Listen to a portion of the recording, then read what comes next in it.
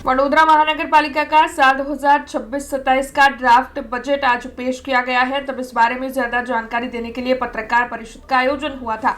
दरअसल वडोदरा महानगर पालिका का साल 2026-27 का 7,609.63 रुपयों का बिना कर का बजट पेश किया गया। 5,036.71 रुपयों का खर्च है। इसमें 4,861.23 रुपयों की पालिका की आय है और साथ ही 200 करोड़ के ब्लू बॉन्ड है। तब इस बजट के तहत 3 ऑडिटोरियम समा मांजलपुर और सेवासी में निर्माणाधीन है। तो वहीं स्पोर्ट्स कॉम्प्लेक्स को 350 करोड़ रुपयों के खर्च पर अपग्रेड भी किया जाने वाला है। वडोदरा महानगर पालिका की आइकॉनिक बिल्डिंग 150 करोड़ रुपयों के खर्च पर तैयार की जाने वाली है। इसके अलावा एक्टिविटी पार्क का निर्माण होने वाला है।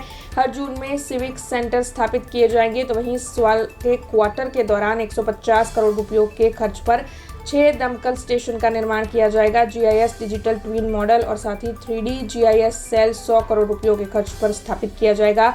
शहर को मल्टी लेवल कार पार्किंग दिया जाएगा। तो वहीं हर जोन में श्रमिकों के लिए चौक बनाया जाएगा। इसी के साथ फ्यूचरिस्टिक हेरिटेज और ट्रांसपोर्ट सेल को भी अपग्रेड किया जाएगा। तब इस बारे में ज्यादा जानकारी वडोदरा महानगर पालिका के म्युनिसिपल कमिश्नर अरुण महेश बाबू ने दी है। સૌપ્રથમ વડોદરાના મીડિયા અને મિત્રોને આભાર માનીએ છીએ।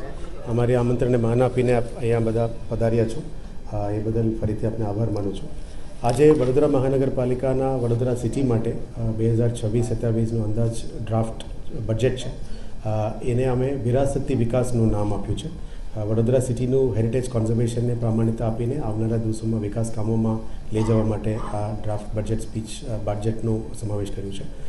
સાથે સાથ જે પ્રાથમિક સુવિધાઓ પબ્લિક માટે છે, municipal services, primary municipal services, એના ઉપર મેક્સિમમ ફોકસ અમે આપ્યું છે અને સાથે કરીને નવું આવકના સ્ત્રોત ઊભું કરવા માટે લેન્ડ મોનેટાઇઝેશન અને મ્યુનિસિપલ બોન્ડ્સ ઉપર વધારે વેગ આપવામાં આવ્યું છે।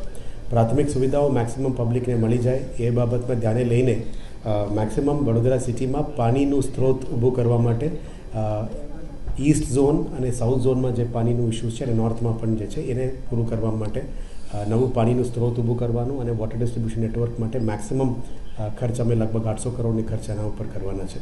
નેક્સ્ટ વડોદરા સિટીનું જે મેજર સમસ્યા છે વોટર રિસેશન અને ડ્રેનેજ, એના માટે પણ લગભગ 200 વર્ષ પહેલાં જે ડિસ્ટ્રીબ્યુશન નેટવર્ક કરવામાં આવ્યો હતો એ નેટવર્કને અત્યારે મોટા ડાયાવાળો ડ્રેનેજ સિસ્ટમ્સમાં લઈ જવા માંગીએ છીએ, જેથી કરીને સિટીની અંદર પ્રોપર ડ્રેનેજ થઈ શકાય અને પૂલ જેવા પરિસ્થિતિ ઊભું ના થાય એના માટે જે પગલાઓ લેવાના છે એના ઉપર વધારે મેક્સિમમ ભાર મૂકવામાં આવી છે।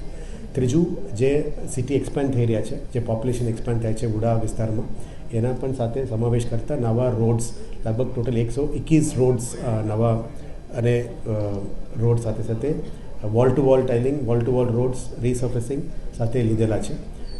નેક્સ્ટ આફ્ટર દેટ સ્પોર્ટ્સ માટે વધારે પ્રામાણિકતા આપવામાં આવી છે। નવું પબ્લિક સિટીઝન સિવિક સેન્ટર્સ ચારો ઝોનમાં અમે ઉપલબ્ધિઓ કરવાના છે। સાથે સાથે સિટીઝન સિવિક સેન્ટર સાથે સાથે ઓડિટોરિયમ્સ અને નાગરગૃહની પણ સુવિધાઓ કરવામાં આવી છે।